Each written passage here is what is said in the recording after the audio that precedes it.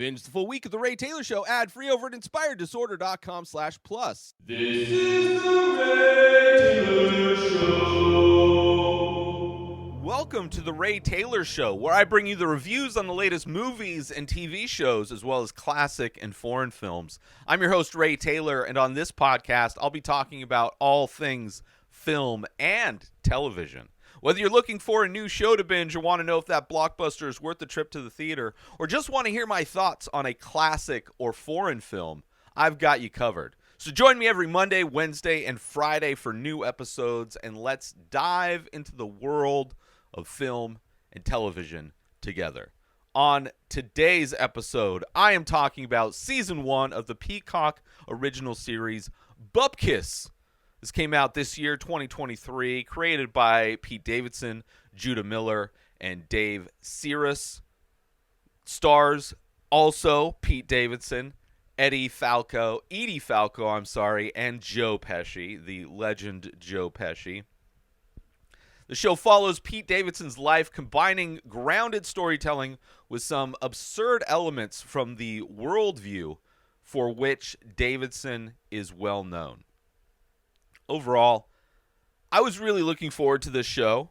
I'm a fan of Pete Davidson. I don't really care about his personal life, despite how interesting it seems to be. I haven't watched SNL since the 90s. So as far as his performances on SNL, have zero idea. However, all of the movies I've seen Pete Davidson in, I enjoyed. His stand-up specials I've seen, I enjoyed. I like Pete Davidson. I am a fan of his and the work that he is attached to. And this TV show has a lot of similarities to the film he did with Judd Apatow, The King of Staten Island, which I liked that movie. And so I was looking forward to this, as well as the fact that Joe Pesci is in this. I'm a big Joe Pesci fan, somebody that kind of disappeared for a long time until he was in Martin Scorsese's The Irishman. Now he is in this. But I definitely wanted to like this show, I think, more than I actually liked this show. Right? I do think it's a good show. I don't know if it's a great show. Right? It's not a show where it instantly hooked me. I instantly understood the tone. I was like addicted to it in the same ways that I was into a show like Dave, which I think this show is in many ways similar to Dave, where both shows are a look at somebody who is in the entertainment industry and seeing their life kind of and how that goes. In some ways, I've heard this show compared to the show Louie, which is another great show. Didn't even think about this while watching this. Wasn't even thinking about Louie, although it has been a long time since I've watched that show, Louie. I've also heard it compared to Curb Your Enthusiasm, which is a show I do not like. I have tried to get into Curb many times because I am a huge fan of Seinfeld.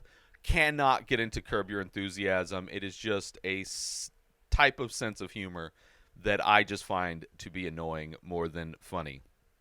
And I wouldn't necessarily compare it to that, because I did enjoy this show. I did like this show. Tonally, it was a bit difficult for me to kind of grasp what the vibe was. And when I watched it through a second time, kind of in the background while I was prepping for this podcast and all the other podcasts that I'm recording today.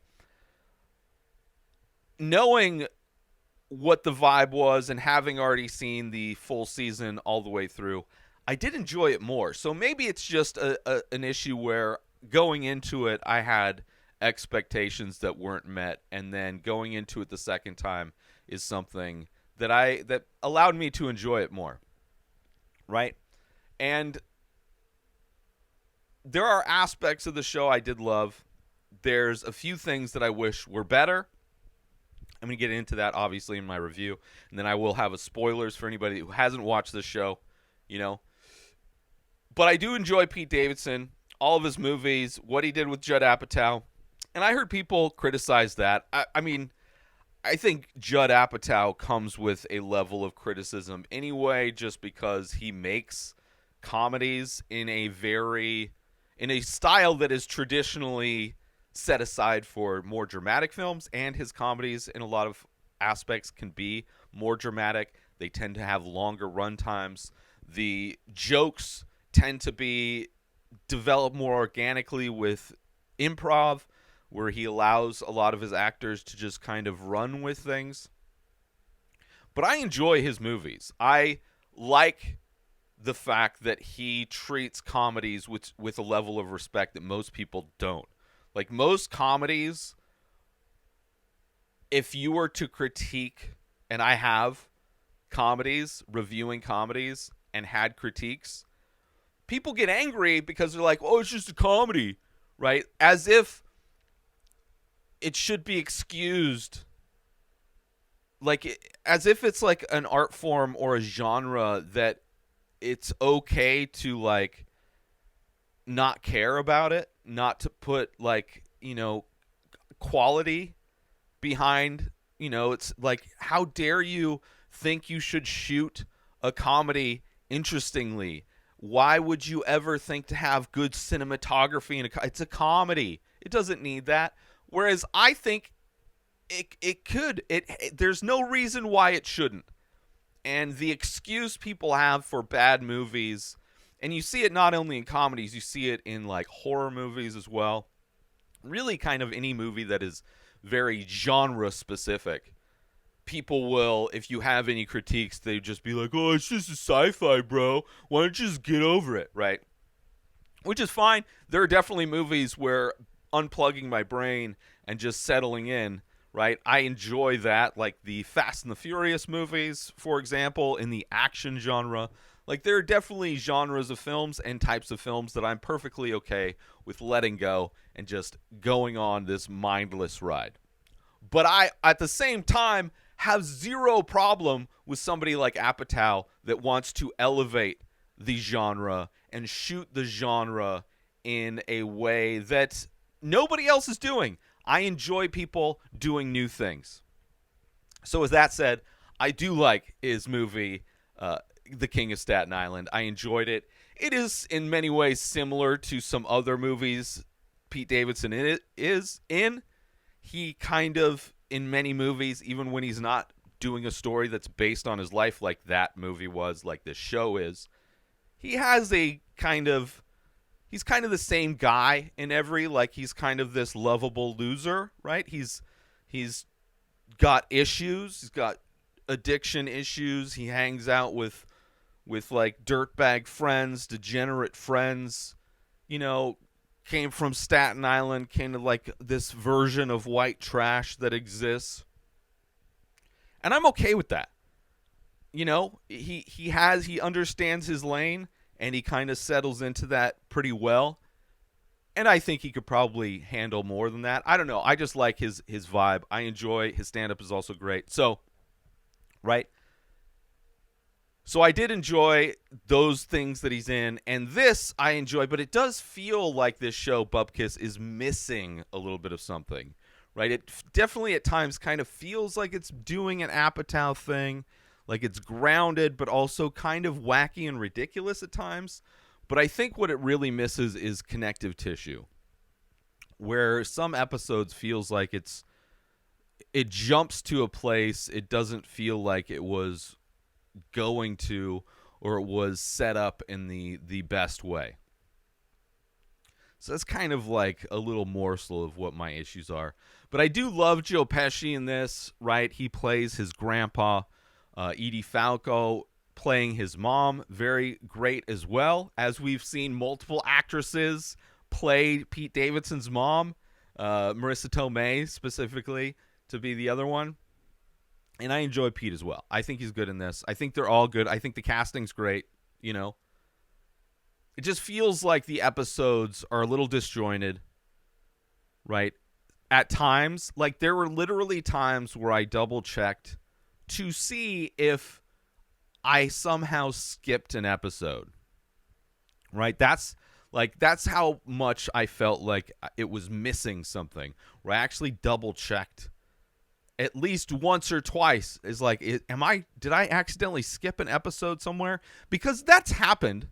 like the way some of these streaming services, I don't know if Peacock has done it. I think Hulu has done it, where it's like if you've watched a show and you go back through and watch it again, and if you had skipped on your first watch, if you had skipped the trailer, the credits at the end and just moved to the second episode, when you go back and rewatch it, it will just play from the credits, and then like it'll just skip episodes. It is like there's some streaming services that are just so horribly designed. So it has happened. So that feeling paired with the reality of it actually happening before, I thought there was some weird thing that happened and I missed episodes. But no, it's just there are jumps where characters will all of a sudden be a certain way, and it just feels kind of like out of nowhere at times. But then again, on the second rewatch, like it felt like it really is kind of riding that line where it could be too much potentially or just enough. And I think, I don't know. So that could have just been me also. Right? Just a few storylines throughout the season that just kind of felt like it lost track. And the episodes, in a lot of ways, do kind of have that feeling of almost being a self-contained story. Like they aren't too concerned with there being a storylines that kind of track throughout the season, right? In a similar way to like a Seinfeld would be, right? There's no real overarching arc that the characters in Seinfeld, it's like every episode was a new situation, and within the episode there were usually multiple storylines that kind of all get woven together and all kind of connect at the very end, which is a really great type of writing that Seinfeld had, which I don't necessarily think this is doing. But as far as like from one episode to Seinfeld to the next, like you can watch Seinfeld out of order and it really wouldn't matter. And there's aspects of the show where you could almost do that as well. Although there are some storylines, like with Pete Davidson, there's a storyline of just him, which is similar to many of his other things, dealing with like addiction, right? That kind of is a through line. His grandpa, his health is not well. That is kind of, but it's just, they're not overtly about those things, right? They're kind of mildly referenced throughout. So, and there's moments that kind of felt like they were just mediocre writing, right? But then there's also great moments. Like there's some comedic moments that feel like it was just, those were written moments and they just didn't land. But then there's also moments that feel like that Judd Apatow improv like feel to it that are hilarious.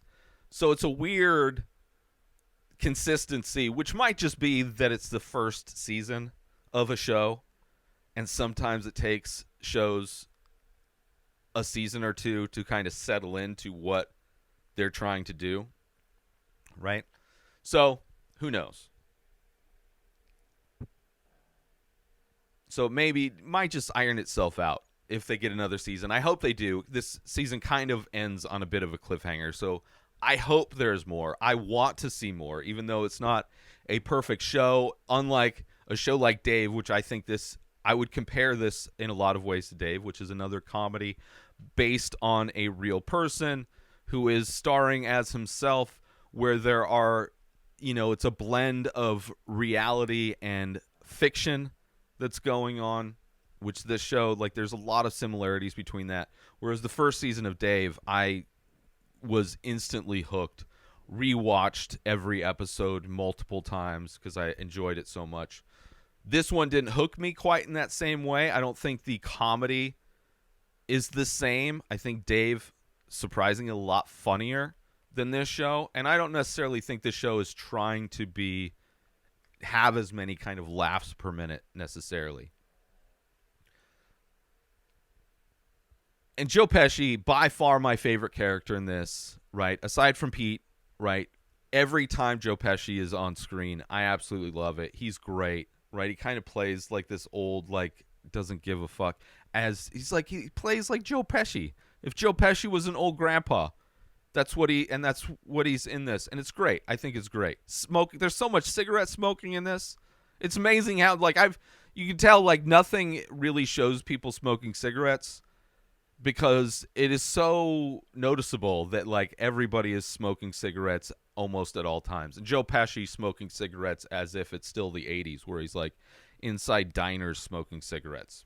Let's take a quick break from this episode to talk about, are you a fan of art, movies, and all things entertainment? Then you need to check out youtube.com/inspired disorder. Our page is jam-packed with all kinds of great content, including making of videos of the many faces, an ongoing art series of abstract ink paintings. But that's not all. We also feature daily episodes from The Ray Taylor Show, a podcast that brings you movie reviews, TV show reviews, episode recaps, opinions on news and entertainment, and much more. There's also a weekly diary and top 5 movie rankings of a variety of categories. And if that wasn't enough, we've also got how-to videos covering all kinds of topics. So why wait? Head on over to youtube.com/inspired disorder and start exploring the amazing content we have to offer. And now back to the show. The one issue I had, because the show is kind of based in part on Pete's real life, right? The show kind of more grounded. At times almost feels like Entourage as well. Not that that was a grounded show, but it has that Entourage type of vibe, right? Or a less funny Dave. But the show seems more focused on Pete's home life, right? Aside from like a scene or two where he's walking through a comedy club, has a conversation with John Mulaney at one point, right? You wouldn't really know that he's even a stand-up comedian. There's never a mention of him going on tour. There's not him going up. You never see him go up on stage. You just see him like walk through a comedy show, so it doesn't really focus on that. Definitely, like, if you didn't know Pete Davidson was a stand-up comedian and you watch this, you would think that he is just an actor, right? Because it definitely shows more of him as an actor. There's more discussions of him trying to get movie roles, right? Which in that way is kind of reminiscent of Entourage in some ways. Whereas when you watch Dave, you know he's a rapper, right? Where it's like, it's aside from like, if you didn't know he was a stand-up comedian in this, you wouldn't know. And like, obviously, high profile relationships that he's known for, all of those are just mildly referenced.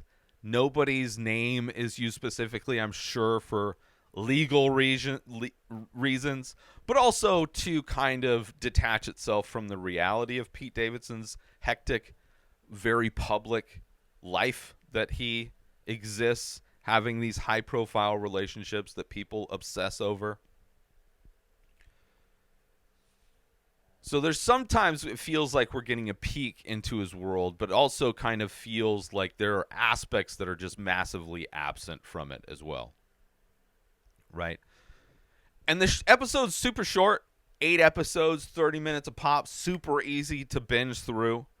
Right, if you are a fan of Pete Davidson, if you liked The King of Staten Island, I would say this is an interesting kind of version of that story because it's, like I said, both based on his life.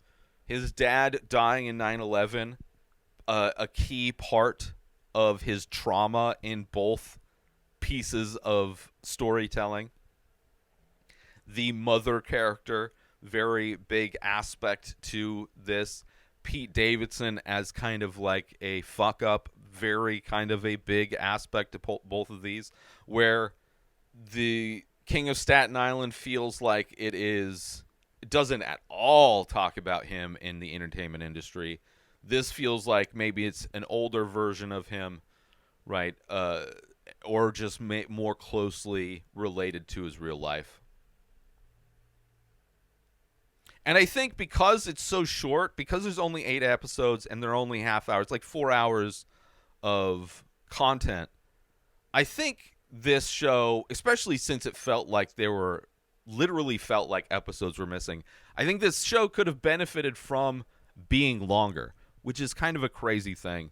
I don't necessarily think longer episodes necessarily, but more episodes, like 12 episodes would have been nice. Have 4 more episodes in there to kind of just get to know his friends a little bit more, get to see Pete Davidson's kind of trajectory that occurs in this show to kind of round out those hard jumps that it makes.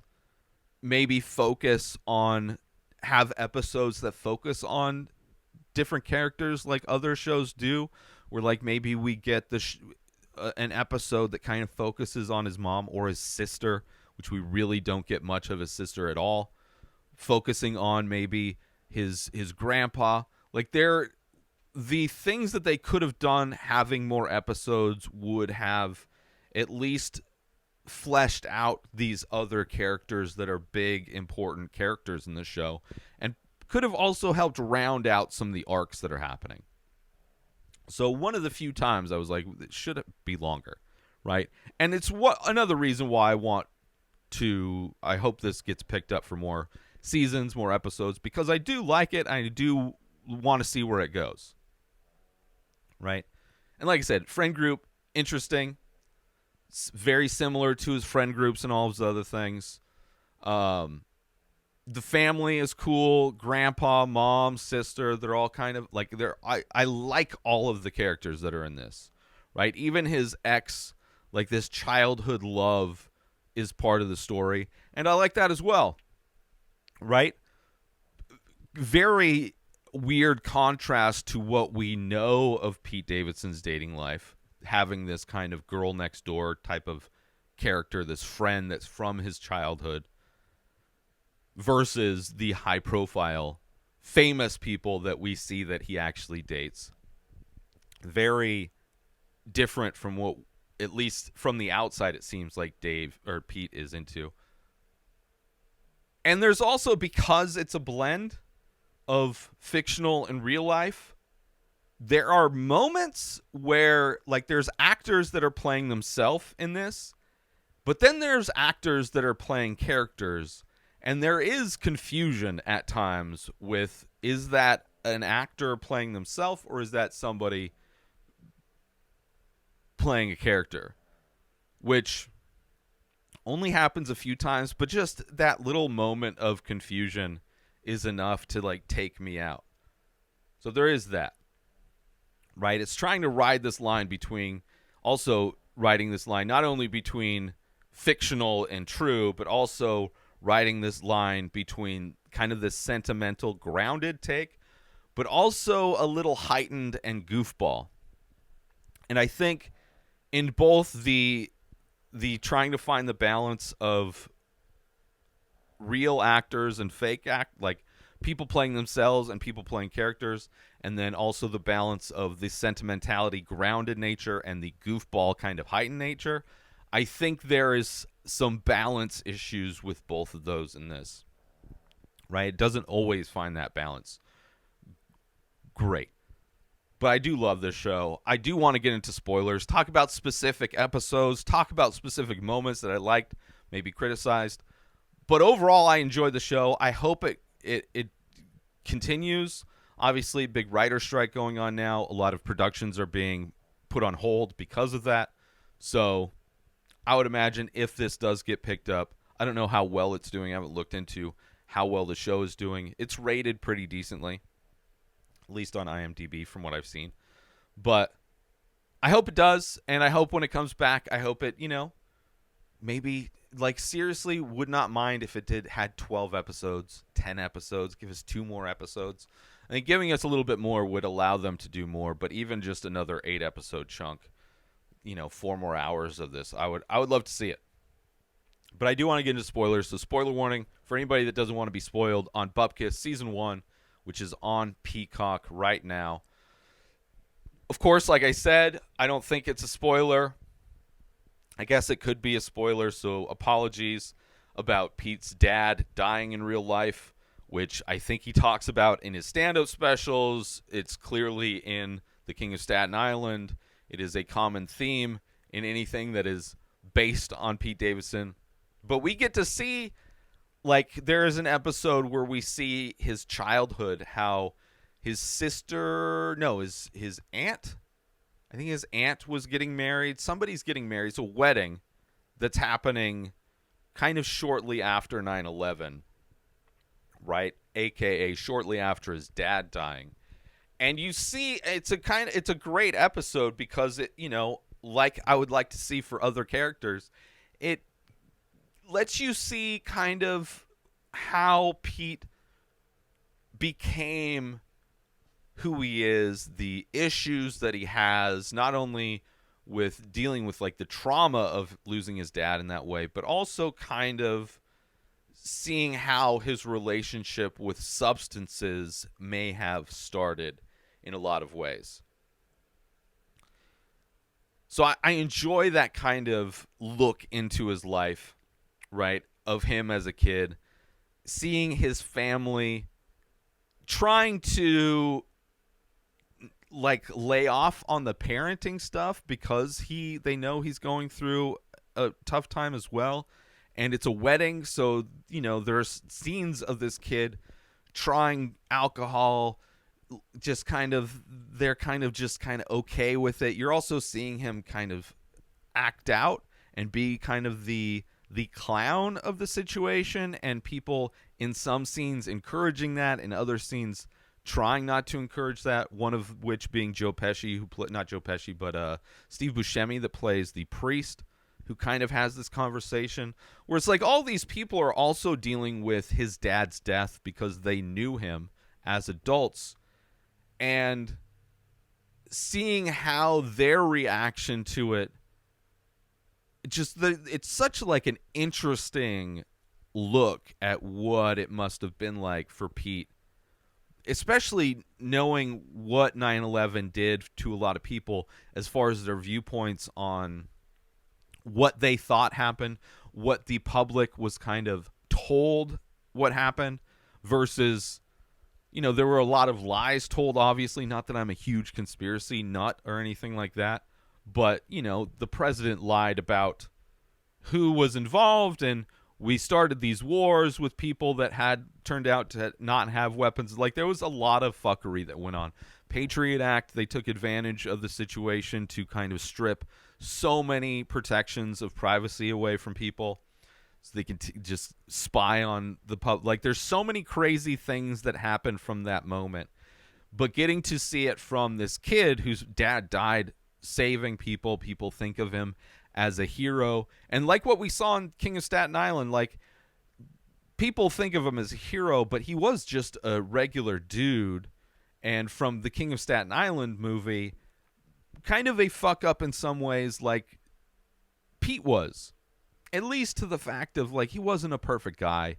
He was a real person who had his faults as well.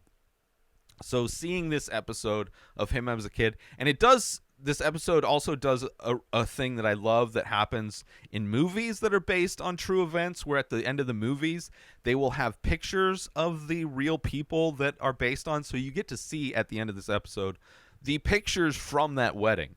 You get to see Pete as a young kid, right? You kind of see how he's a goofball, and in the episode you see how they kind of encourage that goofballness, right? Because, like, oh, this is how he's dealing with it. He's having fun. Let's, like, encourage the fun that he's having. Seeing how he, like, kind of got into appreciating the attention, right? Which is something that a lot of comedians are desperate to have. Why? Because they need that attention. So, and then also you get to see, like, this, like, uncle character, how he's kind of a wild man as well. He's the do as I say, not as I do kind of guy. And there's a moment in the episode where he talks about how he was making these Wu-Tang medallions out of scrap metal and making, like, throwing stars in his garage. And we get a picture of these Wu-Tang logo throwing stars that are clearly sharpened down. Like, so it's funny to see that moment at the end of this episode where we get a peek into, like, oh, these were, like, real things that actually happened that we're seeing, right? Kind of getting a clarification of, like, this aspect of the show was real, right? This wasn't a fictionalized aspect of it. So I enjoyed that episode, the wedding episode. And then there's an episode where he goes to Florida, that like this Fast and the Furious episode that is definitely heightened. Like there are TMZ reporters that get murdered in this episode that clearly didn't happen. There's this high-speed chase and in like fancy cars that probably didn't happen, or I could see a version of that happening. But another great episode, kind of seeing the downward trajectory of Pete in some ways. And also it's one of the episodes where we get to see him hang out with his friends, right? They definitely feels more like an Entourage type of a vibe. A fun episode, though. His mom, and this is great, there's a moment where his mom and his sister are going to a restaurant, and they're trying to get a table. They couldn't get reservations or whatever, so they tell the server that, like, Pete Davidson's supposed to be joining them, right, so that they could get a table. He's not. He's out of town. This might actually be... I don't know if this is the same episode as the Florida episode. But they go, and the mom at one point references that Marissa Tomei played me in the movie, referring to the King of Staten Island. She calls herself the Queen of Staten Island, or he's the King of Staten Island, right? So it's one of the many moments where I'm trying to place at what time this show is taking place. Right, so it's like based on that, clearly it's after King of Staten Island, which that came out during the pandemic. So there's no reference to pandemic at all in this. So maybe it's after the pandemic, right? But then there's also, you're not seeing the Kim Kardashian. So it's like part of this, because his personal life at times is so public, even though like I'm not somebody who I don't care about the tabloid stuff, but it's like his relationships are so flooded in pop culture that even though I don't follow any of that stuff, I wouldn't know. Like, he's, for some reason, the only celebrity I know who's dating somebody. And it's just because it's so prolific. It's so, like, in the zeitgeist of everything who Pete Davidson is going out with.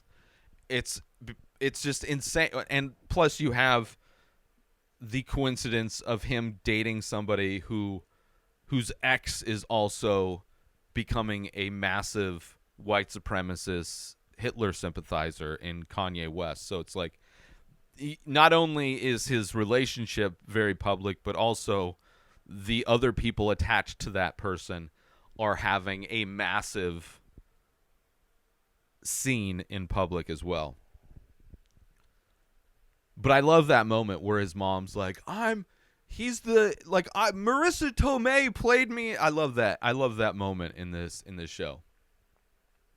Let's take a quick break from this episode because I want to talk about, are you looking to add some unique and expressive artwork to your home, office, or wardrobe? Look no further than the Many Faces series by Ray Taylor. That's me. These abstract paintings on paper explore the endless possibilities of the human face, capturing unique expressions of emotion, mood, tone, and energy in just a few minimal features. Now you can bring these stunning and thought-provoking pieces into your own space with high-quality prints and t-shirts, featuring designs from the Many Faces series. Or take home a one-of-a-kind original piece for your collection. Don't miss out on this opportunity to add some original and expressive artwork to your home, office, or wardrobe. Head on over to InspiredDisorder.com to browse and purchase original artworks, prints, and t-shirts from the Many Faces series today. And now, back to the show. And it's tough because not only is it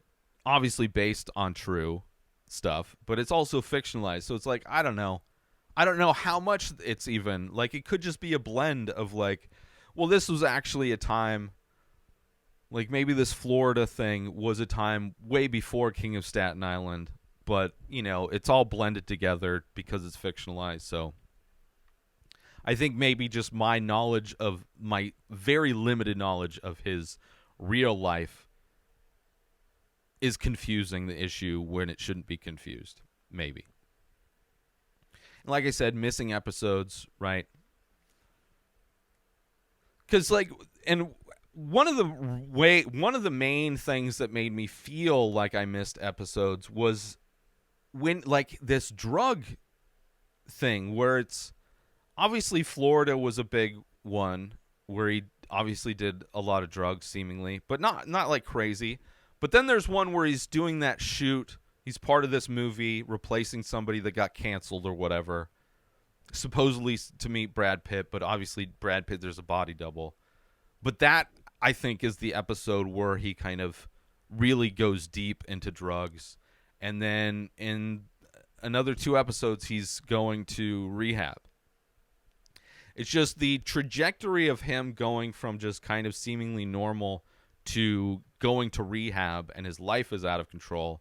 It seems like it happened quick, which I guess for the reality of situations, it does happen quick for some people. But in this show, it really felt like I missed some stuff. So that kind of arc of him plummeting into addiction felt like I missed some stuff.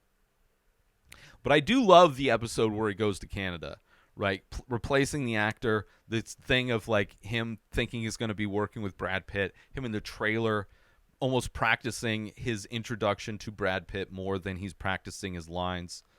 Kind of a funny kind of a moment. You know, the J.J. Abrams, the director, not even there. He's like via iPad. No other actors there. He's just doing a lot of blue screen stuff, right? They're killing his character off, which I think is a reference to the Suicide Squad movie that he was in, and he like dies right away.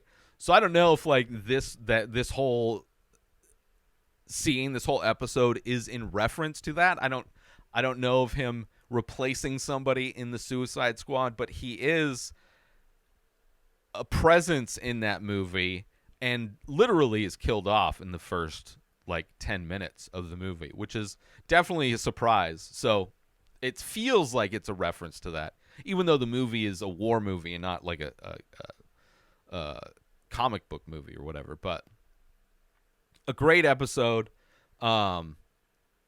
Also, Ray Romano has a frequent cameo in this, which is another kind of confusing moment, but I think intentionally, because a lot of the times when Ray Romano shows up, it is Pete hallucinating. And there's a great scene. I mean, Ray Romano I love in everything. So when I see him show up in this, it's like, oh, this is great. He's so good in every movie I've seen Ray Romano in.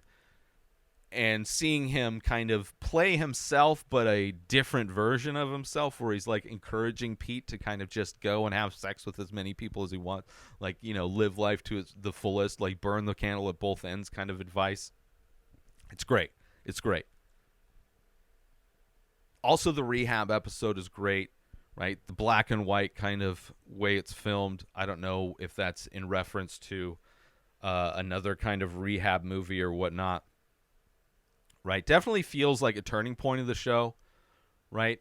It's also the final episode, ends on a cliffhanger with the car accident, right? Obviously, he survived, but it's kind of like a rock bottom moment in a lot of ways. But it's like a cliffhanger that made me excited for what's next. Like that final episode. And just leading up to it, I think by the time I got to the end of this show, I understood the vibe, and I enjoyed it. I dug it, and I was excited for more. And a big part of that, Joe Pesci, I love him. Right, every scene he's in is great. Ray Romano, great every time he shows up as this like hallucination, like this, like the devil on somebody's shoulder is Ray Romano, which is a kind of a great, just such an interesting person for that to be, for Ray Romano to be the guy encouraging him to do the worst things. During the group therapy session at the rehab, I've recently, very coincidentally, been watching all of the Art the Clown movies, aka Terrifier, Terrifier 2. I'm reviewing All Hallows Eve, which was the first film that Art the Clown, that character, was in. That clown showing up in the kind of the cycle of celebrities that he's hallucinating at this group therapy was kind of great to see Art the Clown in this doing his silent laughter, which is like Art the Clown. For those that watch the show and didn't know what that clown is in reference to or who that clown is, it is the clown from the Terrifier movies, which if you're a fan of practical effects, if you're a fan of gore, if you're a fan of like really gory kills and a really scary, amazing kind of horror villain, right? You enjoy the 80s Michael Myers, Freddy Krueger, those types of horror films, I would highly recommend checking out Terrifier 1. Not a whole lot of story, so don't expect a sprawling narrative, but you're going to see some really gory, cool kills, practical effects. Terrifier 2, the writer-director added story. It's a great movie. A little long, but still great. Amazing movie. If you're a fan of gory practical effects, like the George A. Romero movies, I would highly recommend checking it out. And then you'll understand how amazing it is to see Art the Clown show up in that moment. But Charlie Day playing his therapist, Steve Buscemi as the priest, Simon Rex as Crispy, and like Simon Rex, perfect casting to play this crispy guy in Florida. Like there is no other actor that is Florida as much as Simon Rex is Florida, right? Jon Stewart playing himself, he's great in this as well. Kenan Thompson, one of the characters that I was like, is he playing himself? He's a basketball kind of referee, but also a barista, which is kind of interesting. A lot of fun cameos from people, a lot of fun moments. I mean, the show starts with Pete coming on his mom and then her not wanting to change her shirt because she's got to do Peloton later. It's going to get messy anyway. And it's just like, it sets up the kind of ridiculous nature of the show and also really tells you a lot about the people in his life. Like they're not only his mom, but, you know, his grandpa, everybody kind of tells it how it is. They don't get offended over the dumb shit, right? The boys' night out that Pete has with his grandpa and his quote-unquote uncle, great. Where Pete's like having to provide the movement for this sexual encounter with a prostitute, hilarious, right? Another one of those heightened, funny moments. And again, that crazy uncle with the Wu-Tang stars, right? Speeding like he's got the MAGA truck, which I love. Then he refers to this giant truck that Pete has as the MAGA truck, and he like, you know, lets him drive it. Pete lets his uncle drive it, and like he encourages him to unbuckle and just like speed and yell, like clearly an influence on Pete of like living very dangerously. Kind of crazy. And his love of Creed when he's like Pete as a kid during the wedding episode, and like his uncle is singing Creed. He's like, I don't care about this religious stuff. This song is amazing. All right, let's sing it. And he's like, I don't even know the words. And he's like, with his raspy voice that's almost gone from this wedding, and he's singing with all of his passion this Creed song. I love it. The do as I say, not as I do, uncle, right? Boop. There's a sound effect that has a fun callback when you pop your penis out to take a piss. Boop. That's a fun moment, right? There's all these little fun, nuanced moments that I do enjoy about this show. Also, the episode where his mom thinks he died, which is kind of crazy because recently, the most recent episode of Dave tackles that idea of like these false stories that come out about celebrities dying sometimes, and to see how it affects Dave's mom or Pete's mom in the show, great.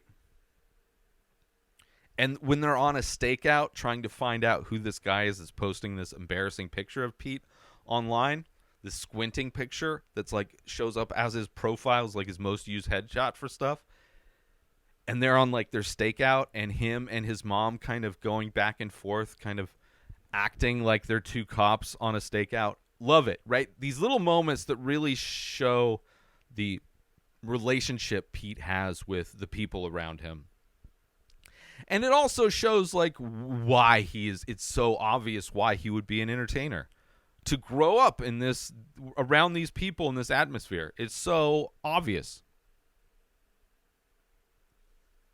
The only episode that I didn't like, they could have just completely moved it out. They could have used that episode to do so many other things, but there's an episode where Pete decides he wants to be a dad, and him and his boys babysit this kid for a day, take this kid to a theme park. Didn't like that episode. Like, the fact that he would want to be a dad, I mean, even if that were a true thing, I just, for whatever reason, it's my least favorite episode. But in all, the show has a few problems, has some issues that I would highlight, but the issues that the show has, these problems that the show has, are no different than Pete Davidson himself. He's not a perfect person. The show is not a perfect show, right? I want the best for Pete Davidson. I want the best for this show, right? I want the show to keep going. I want Pete Davidson to keep making stuff. So, I think this show is great on a lot of different levels as far as being a representation of who Pete Davidson is, right? I enjoy it. I enjoy the show. I enjoy what Pete does. I hope this keeps going, mostly because I love Joe Pesci in this. I really love Joe Pesci in this. So if only to just get more Joe Pesci. Now, of course, he's a character that they could easily get rid of because they've set that up. Dude's got cancer, going to chemo, these things. But I love Joe Pesci. I love him and Pete. I think anytime they have scenes together, it's great. So I really enjoy the show, but it's not perfect. But I want to thank you for tuning into this episode of The Ray Taylor Show. I hope you enjoyed my thoughts on the Peacock original series, Bupkis. Don't forget to tune in every Monday, Wednesday, and Friday for more movie and TV show reviews. And join the conversation by leaving a comment on your favorite podcast platform or over on youtube.com/inspireddisorder if you are watching this. Until next time, enjoy the show. New episodes of The Ray Taylor Show come out every single day. Subscribe on YouTube and everywhere our podcasts are found. Binge the full week over at inspireddisorder.com/plus. Buy Ray Taylor Show merch over at inspireddisorder.com. Have a wonderful day, everybody. Peace out! Today is the day where you wake up and you realize that everything that you've been dreaming about, everything that you've been wanting, every goal and wish and hope that you've ever had can become real. Dreams can come true. What you manifest in your mind, you can bring to reality.